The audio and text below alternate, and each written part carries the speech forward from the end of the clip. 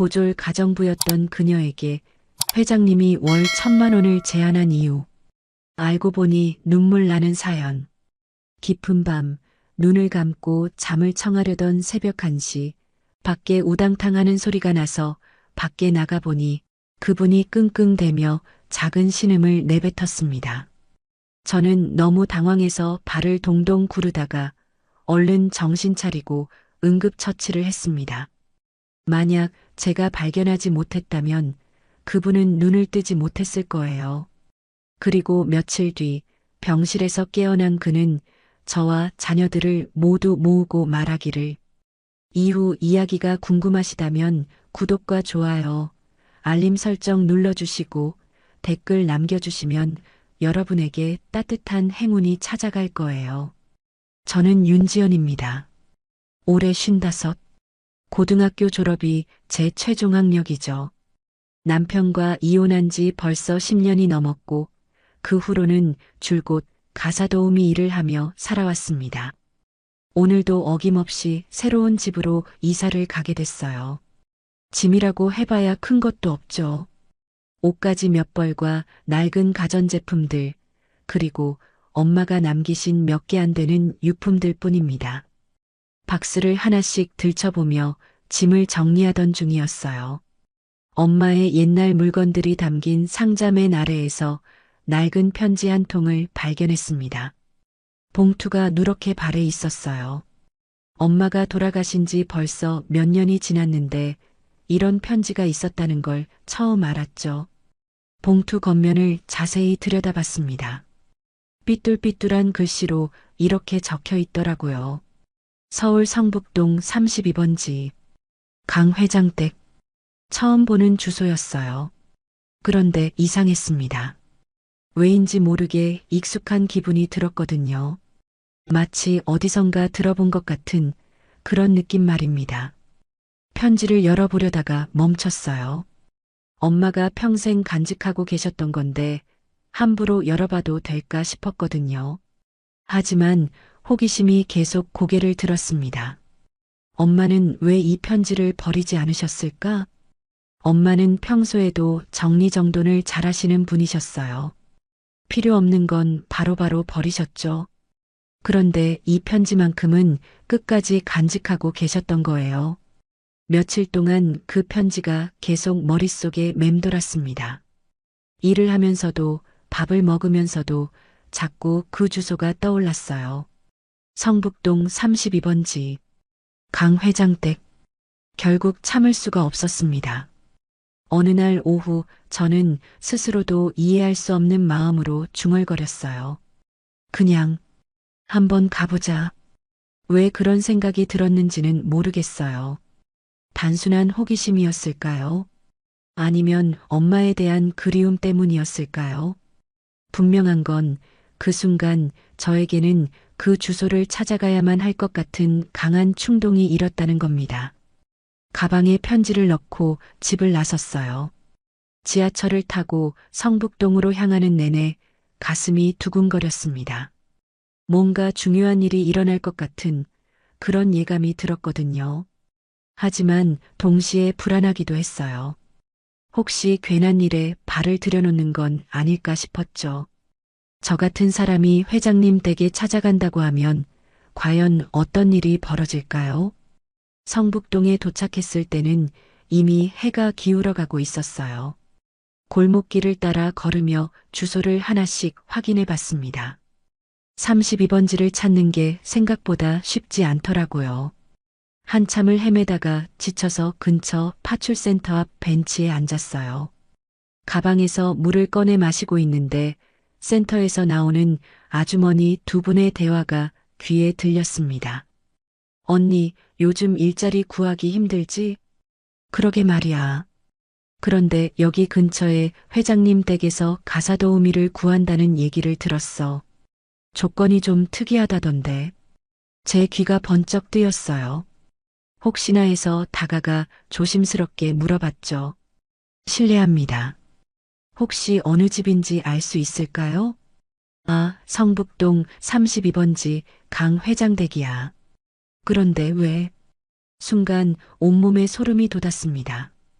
바로 제가 찾던 그 주소였거든요. 이런 우연이 있을 수 있을까요?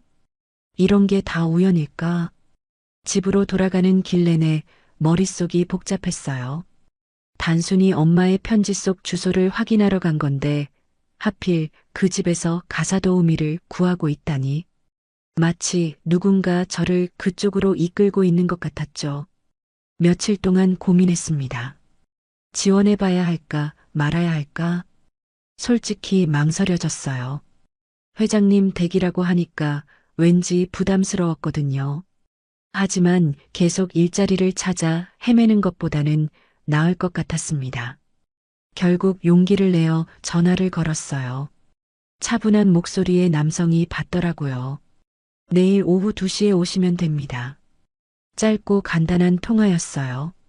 면접이라고 하기에는 너무 담담했죠.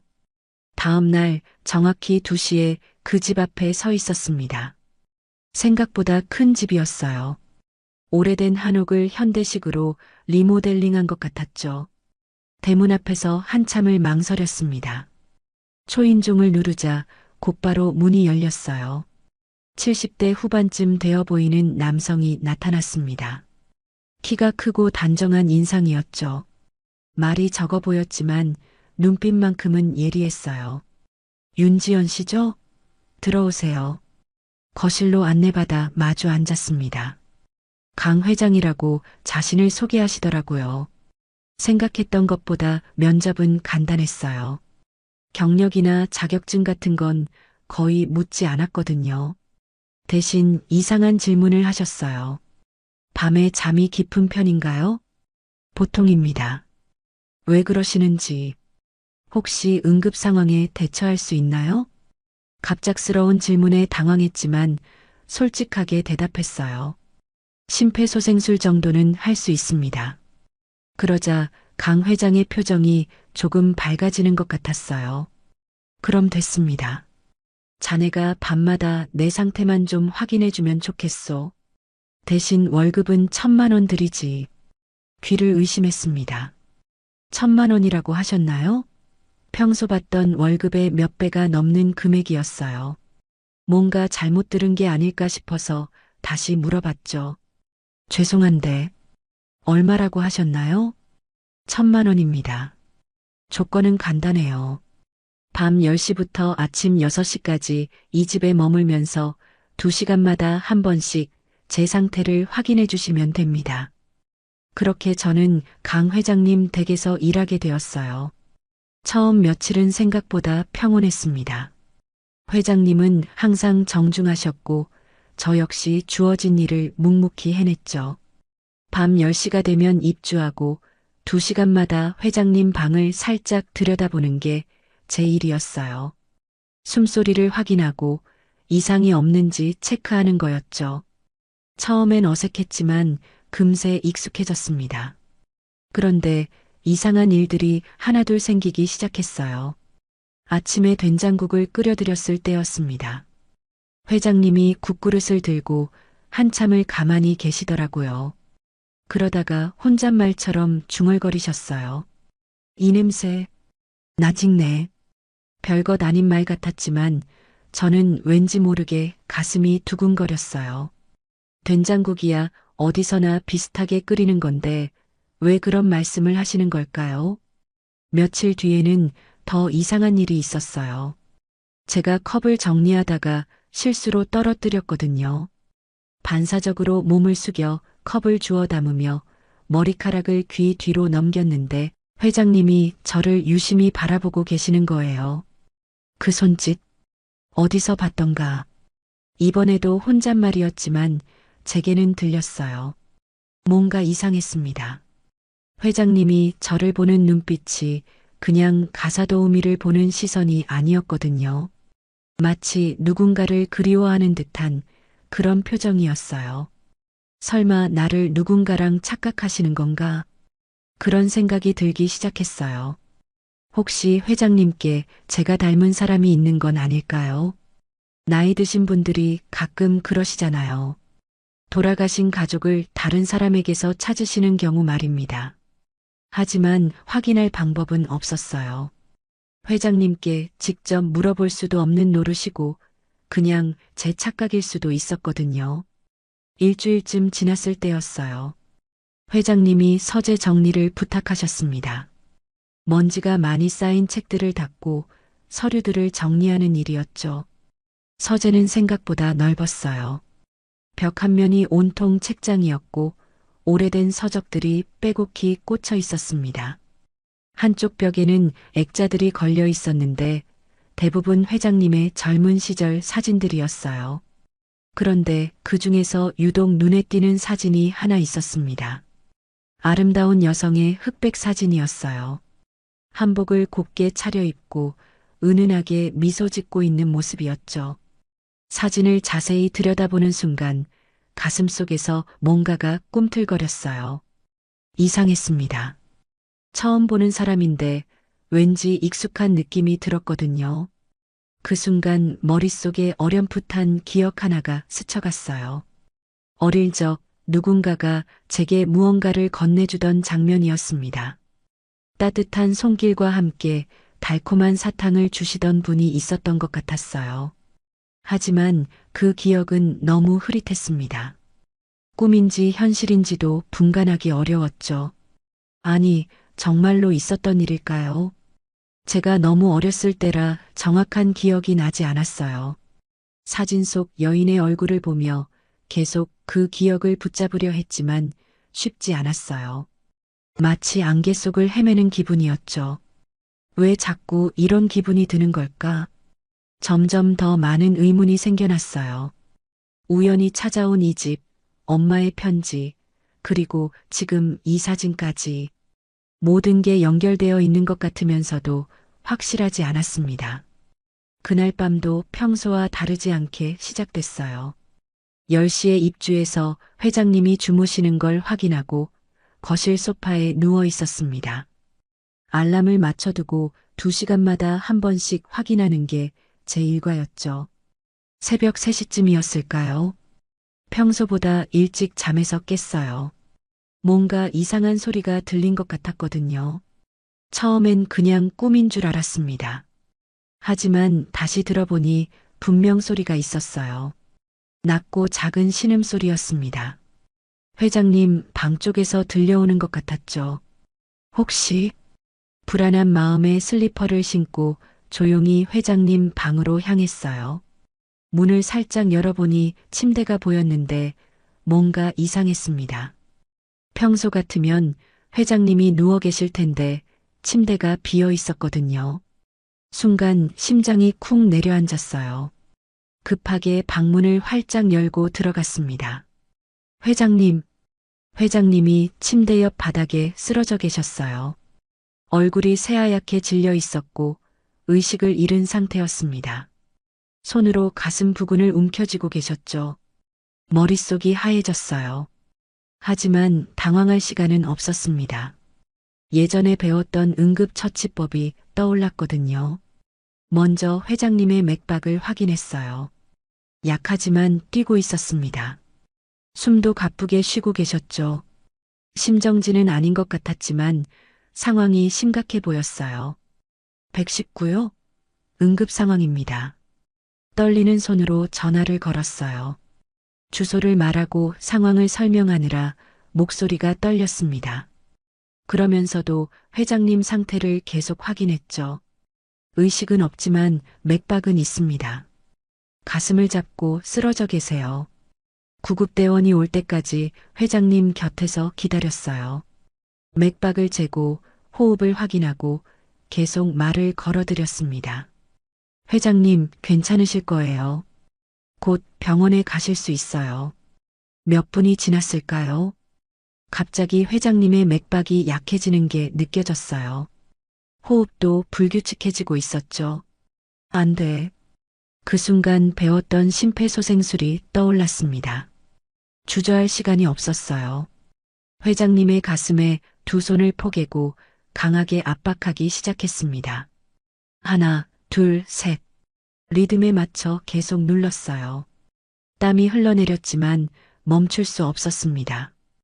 회장님의 생명이 제 손에 달려 있었거든요. 그때 현관문이 열리는 소리가 들렸어요. 구급대원들이 도착한 거였습니다. 여기요. 급하게 소리쳤어요. 구급대원들이 들어와서 저를 대신해 응급처치를 이어갔습니다. 저는 한쪽으로 물러나 있을 수밖에 없었죠. 병원까지 따라갔어요. 응급실에서 기다리는 시간이 정말 길게 느껴졌습니다. 계속 최악의 상황만 생각났거든요. 1시간쯤 지났을까요? 의사 선생님이 나오셨어요. 다행히 생명에는 지장이 없습니다. 조금만 늦었으면 위험했을 겁니다. 그 말을 듣는 순간 다리에 힘이 풀렸어요. 의자에 털썩 주저앉으며 안도의 한숨을 내쉬었습니다. 응급처치를 잘하셨네요. 덕분에 골든타임을 놓치지 않았어요. 의사 선생님의 칭찬이었지만 실감이 나지 않았어요. 그저 멍한 얼굴로 앉아있을 뿐이었죠. 손을 내려다봤어요. 아직도 회장님의 가슴을 누르던 그 감촉이 남아있었습니다. 떨리는 손끝에서 생명의 무게가 느껴졌어요. 회장님이 중환자실에서 일반 병실로 옮겨진 건 이틀 뒤였어요. 그 사이 저는 계속 병원에 머물렀습니다. 제가 보호자로 등록되어 있었거든요. 사실 처음엔 이상했어요. 왜 저를 보호자로 하셨는지 모르겠더라고요. 분명 가족이 있으실 텐데 말입니다. 하지만 회장님이 의식을 잃은 상황에서 누군가는 있어야 했죠. 병원 직원들도 저를 회장님의 가족으로 여기는 것 같았어요. 물어보는 일도 없었고 자연스럽게 상황을 설명해 주셨죠. 저도 굳이 정정하지 않았습니다. 그런데 셋째 날 일이 벌어졌어요. 오후 2시쯤이었나요? 병실 문이 벌컥 열리더니 정장을 입은 남녀가 들어왔습니다. 40대 중반쯤 되어 보이는 분들이었어요. 표정이 심상치 않았죠. 아버지, 남자분이 회장님께 다가가며 소리쳤어요. 그제야 깨달았습니다. 회장님의 자녀분들이구나. 당신은 누구세요? 여자분이 저를 보며 날카롭게 물었어요. 목소리에 경계심이 가득했죠. 저는 가사도우미 윤지연입니다. 조심스럽게 대답했어요. 그런데 그 순간 두 분의 표정이 확 바뀌었습니다. 가사도우미가 왜 여기 있어요? 보호자가 누구라고 했죠? 간호사가 들어와서 확인해 보니 제 이름이 보호자로 등록되어 있었어요. 그 순간 병실 분위기가 싸늘해졌습니다. 가정부가 보호자예요? 남자분이 믿을 수 없다는 표정으로 소리쳤어요. 목소리가 커서 복도에까지 들릴 정도였죠. 아버지, 도대체 무슨 짓을 하시는 겁니까? 여자분도 분노를 감추지 못했어요. 회장님은 아직 완전히 깨어나지 못한 상태였는데 그 앞에서 큰 소리를 내시는 거였죠. 조용히 해주세요. 환자가. 제가 조심스럽게 말씀드렸지만 오히려 더 화를 내셨어요. 당신이 뭔데 우리한테 이래라 저래라 해요? 월급을 얼마나 받는다고 들었는데 정말인가요? 갑작스러운 질문에 당황했어요. 어떻게 아셨을까요? 월 1,000만 원이 말이 됩니까? 남자분이 소리치며 주먹을 불끈 쥐었어요. 이 사람이 아버지한테 무슨 짓을 한 거예요? 두 분이 저를 바라보는 시선이 너무 차갑했어요. 마치 제가 회장님을 이용해서 돈을 뜯어낸 사기꾼처럼 보시는 것 같았죠. 그게 아니에요. 저는 정말 변명하려 했지만 말이 나오지 않았어요. 사실 저도 왜 그렇게 많은 돈을 주시는지 모르겠었거든요. 당장 나가세요. 우리가 아버지를 돌볼 테니까. 여자분이 손으로 문을 가리키며 말했어요. 차가운 목소리였죠. 하지만 나가라고 했어요. 결국 저는 아무 말도 못하고 병실 밖으로 나왔어요. 복도에 서서 그들의 목소리를 들어야 했죠. 아버지가 왜 이런 일을. 치매는 아니시잖아요. 도대체 무슨 생각으로. 가슴이 답답했어요. 제가 뭘 잘못한 걸까요? 그냥 주어진 일을 했을 뿐인데 왜 이런 취급을 받아야 하는 건지 이해할 수 없었습니다. 병원 로비에 내려가 벤치에 앉았어요. 사람들이 오가는 걸 멍하니 바라보고 있었죠. 이름만 다를 뿐 사람은 다 같은 건데 혼잣말이 나왔어요. 저도 누군가의 딸이고 누군가에게는 소중한 사람인데 왜 가사도우미라는 이유만으로 이런 대우를 받아야 하는 걸까요? 눈물이 날 것 같았지만 참았어요.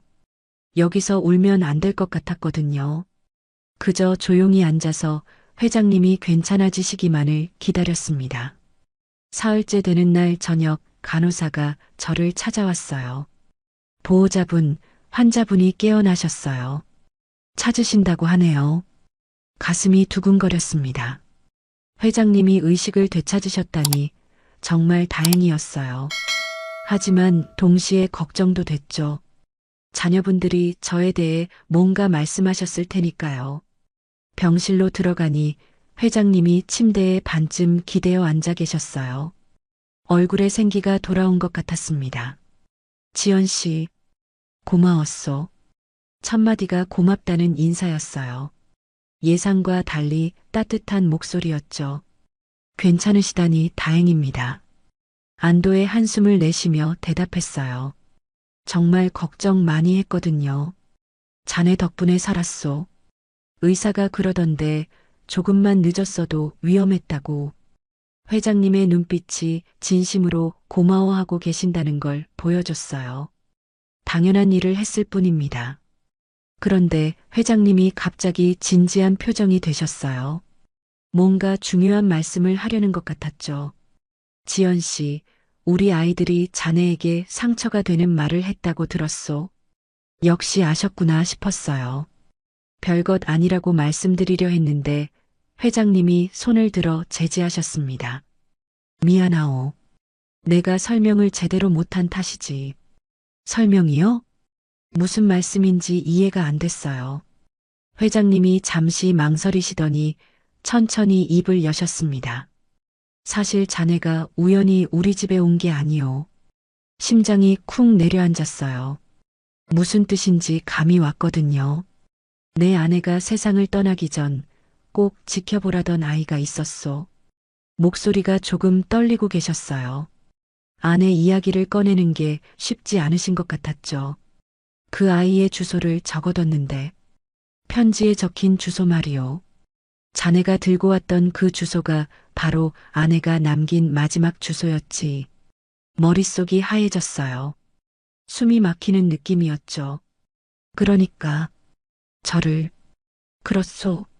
자네를 기다리고 있었던 거요. 온몸에 소름이 돋았습니다. 제가 우연히 찾아간 줄 알았던 그 집이 사실은 저를 기다리고 있던 곳이었다니. 하지만 저는 기억이 안 나요. 어릴 때 일이라. 당연하지. 자네가 6살 때였으니까. 6살. 그때 제 기억은 거의 남아있지 않았어요.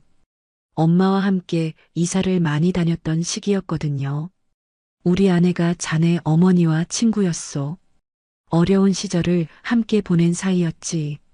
그제야 퍼즐 조각들이 맞춰지기 시작했어요. 서재에서 봤던 그 사진 속 여인이 회장님의 아내셨던 거군요. 자네가 엄마 편지를 들고 온 걸 보고 확신했소. 아, 이 아이가 그 아이구나. 회장님의 눈가에 눈물이 맺혔어요. 아내가 돌아가시면서 마지막으로 부탁하신 게 그 아이만큼은 꼭 지켜보라는 거였소. 가슴이 벅차올랐어요.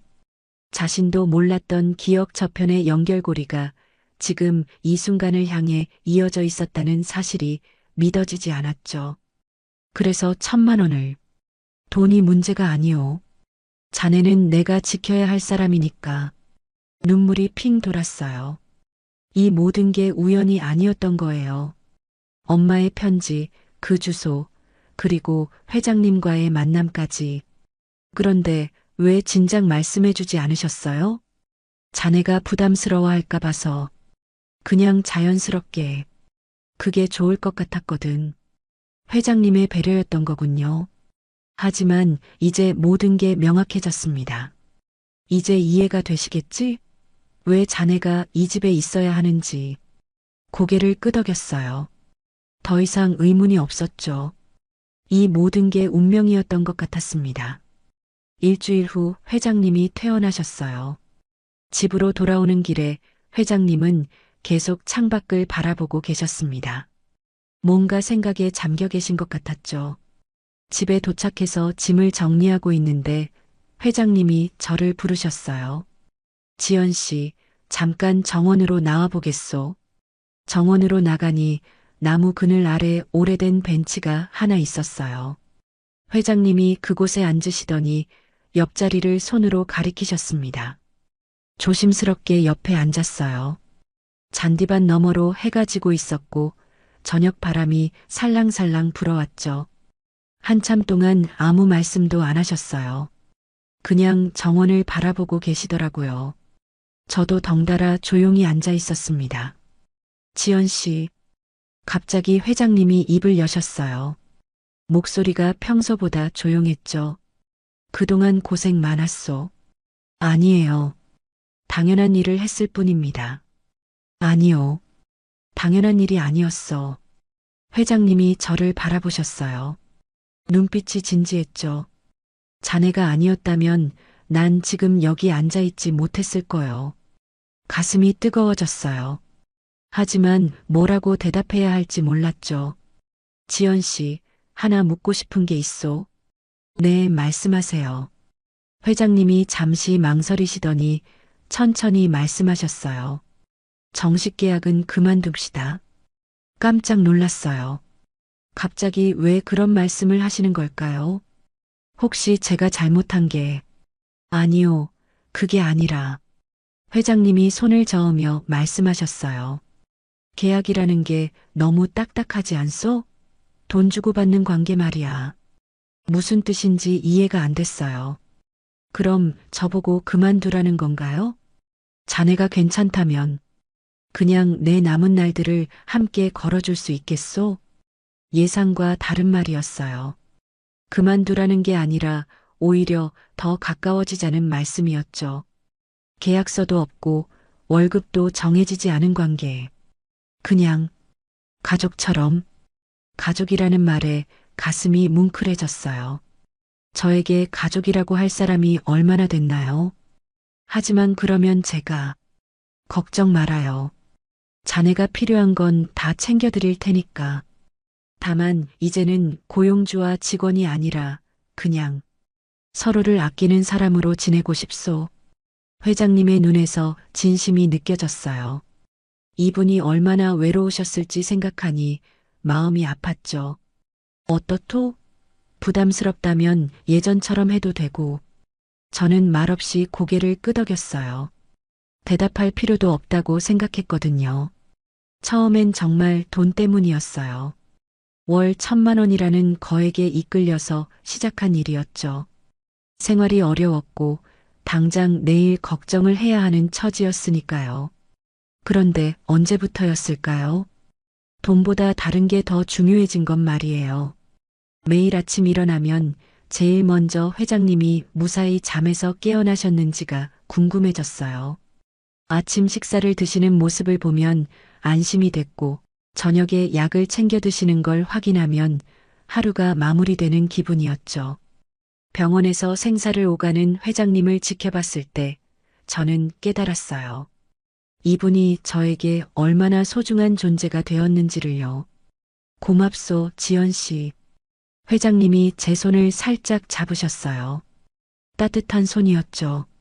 제가 더 고맙습니다. 정말 그랬어요. 이분을 만나면서 제 인생에 의미가 생겼거든요. 누군가를 돌보고 누군가에게 필요한 사람이 된다는 게 이렇게 행복한 일인지 처음 알았어요. 해가 완전히 지고 있었어요. 정원의 어둠이 내려앉기 시작했죠. 하지만 마음만큼은 따뜻했습니다. 그렇게 계약 없는 관계가 시작된 지 벌써 반년이 지났어요. 주변 사람들은 자꾸 물어봅니다. 두 분은 무슨 사이세요? 마트에서 장을 볼 때도, 병원에 검진을 받으러 갈 때도, 동네를 산책할 때도 사람들의 시선이 느껴져요. 호기심 어린 눈빛으로 저희를 바라보죠. 가족인가요? 아니면 저는 대답하지 않아요. 뭐라고 설명해야 할지 모르겠거든요. 딸도 아니고 며느리도 아니고 그렇다고 단순한 가사 도우미도 아니고 이름을 붙이기 어려운 관계예요. 하지만 그게 중요한가 싶어요. 매일 아침 6시에 일어나서 회장님 방문을 살짝 열어봅니다. 규칙적인 숨소리가 들리면 안심이 돼요. 그리고 조용히 부엌으로 가서 죽을 끓이죠. 회장님은 아침에 죽을 좋아하세요. 소화도 잘 되고 속도 편하다고 하시거든요. 처음엔 레시피를 몰라서 어설펐는데 이제는 회장님 입맛에 딱 맞게 끓일 수 있어요. 오늘 죽이 특히 맛있네. 회장님이 만족스러운 표정으로 말씀하실 때가 가장 뿌듯해요. 작은 일이지만 누군가를 기쁘게 해드린다는 게 이렇게 좋은 일인지 몰랐거든요. 낮에는 함께 정원을 가꿔요. 회장님이 꽃을 좋아하셔서 화단에 여러 종류를 심었죠. 장미, 국화, 백일홍. 계절마다 다른 꽃들이 피어나는 걸 보면 마음이 평화로워져요. 지연 씨 손이 참 좋네. 꽃들이 예전보다 훨씬 잘 자라는 것 같아. 사실 저는 꽃에 대해 아는 게 별로 없어요. 그냥 회장님이 알려주시는 대로 물을 주고 잡초를 뽑고 그런 일들을 할 뿐이죠. 저녁이 되면 함께 뉴스를 봐요. 회장님은 세상 돌아가는 이야기를 좋아하세요. 가끔 저에게 의견을 물어보시기도 하죠. 요즘 젊은 사람들은 어떻게 생각하는지 궁금해서 저 같은 사람의 생각이 궁금하시다니 처음엔 놀랐어요. 하지만 이제는 자연스럽게 제 생각을 말씀드려요. 밤 10시가 되면 회장님은 주무시러 들어가세요. 저는 거실에서 책을 읽거나 뜨개질을 하며 시간을 보내죠. 그리고 2시간마다 한 번씩 방문을 살짝 열어서 확인해요. 숨소리, 맥박, 얼굴 색깔. 작은 변화도 놓치지 않으려고 해요. 그날 밤처럼 응급 상황이 또 생길 수도 있으니까요. 가끔 회장님이 잠꼬대를 하실 때가 있어요. 아내 이름을 부르시거나 옛날 이야기를 중얼거리시죠. 그럴 때면 살짝 이불을 덮어드리고 나와요. 사람들은 이해하지 못할 거예요. 왜 계약도 없이 정해진 월급도 없이 이런 일을 하느냐고 물을 테죠. 설명하기 어려워요. 의무감 때문도 아니고 그렇다고 특별한 이유가 있는 것도 아니에요. 그냥 이게 제 자리 같다는 생각이 들어요. 회장님도 마찬가지인 것 같아요. 제가 없으면 불안해하세요. 잠깐 마트에 다녀온다고 해도 언제 돌아오는지 물어보시죠. 너무 늦지 말고 와요. 걱정하시는 목소리예요. 마치 가족을 걱정하는 것처럼. 이름이 붙지 않은 관계. 하지만 확실한 건 서로가 서로의 숨을 지켜주는 사이라는 거예요. 회장님은 제가 홀로 살아가는 걸 지켜봐 주시고 저는 회장님이 건강하게 하루하루를 보내실 수 있도록 도와드려요. 그리고 그것이면 충분해요. 더 이상 다른 이름은 필요하지 않죠. 그저 서로에게 없어서는 안 될 사람, 그 정도면 되는 거예요. 되는 거예요. 되는 거예요.